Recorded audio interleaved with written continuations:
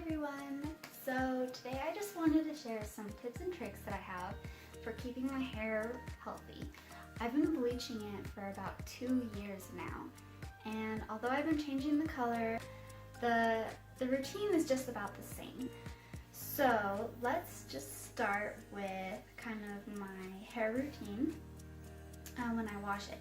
So first off, I do not wash my hair more than once a week. I will go the whole week without washing it, and I don't even use dry shampoo.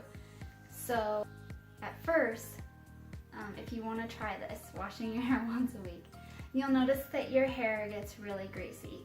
Like, let's say you've been washing your hair 2 or 3 times a week and you notice that it gets greasy on the 3rd day. Well, for me, my hair doesn't get greasy until the 6th or 7th day. That's because I've trained my hair to not need to get so greasy, because the washing that you do is actually washing off all those oils that your hair needs. But if you don't wash it as often, you'll find that your hair will say, oh, okay, so I don't need to pump so many oils onto these hair follicles because like the oils are getting into where they need to get, into the hair. So that's been a huge help for me. You could start by pushing that shower day 1 day further. But anyway, that's just the first thing I do. Now I'm going to tell you a little bit about my actual shower routine.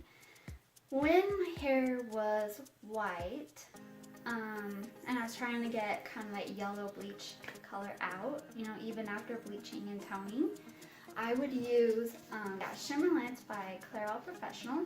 And I just get this from Sally's Beauty, and I would use it mainly in just the root area. The recommendation for Shimmer Lights is to first, shampoo your hair and then rinse it out. And then you shampoo again and you leave it in.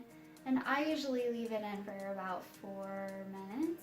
So I just shampoo once a week, right? And if I don't use Shimmer Lights, I use a moisturizing shampoo. And this one is by L'Oreal. It's their Apricot Oil Deep Nourish shampoo. And then I rinse it out, and then after that I use conditioner. And I think conditioner is super important when you have bleached or damaged hair. So right now I'm using, again, just like a cheaper conditioner. Reason number 1 I'm using a cheaper conditioner is because I use a lot, and I think maybe you should too. Just really saturate your hair.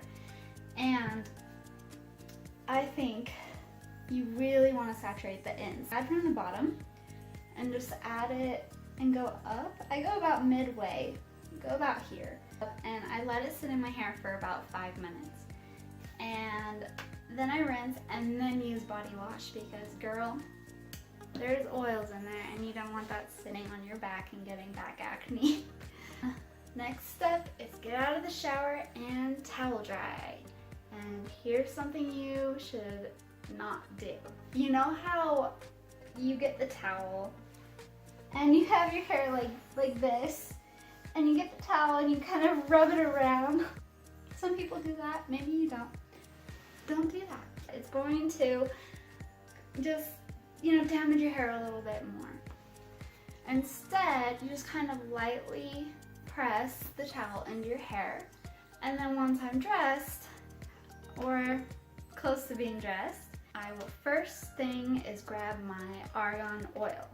So I get the argan oil and I don't even use that much. So I get like this much. I just kind of rub it around in my fingers, like so. And I get the ends of my hair and just kind of rub it through. This is going to restore those oils that you just stripped off your hair from shampooing. So the other product that I use is by Ion.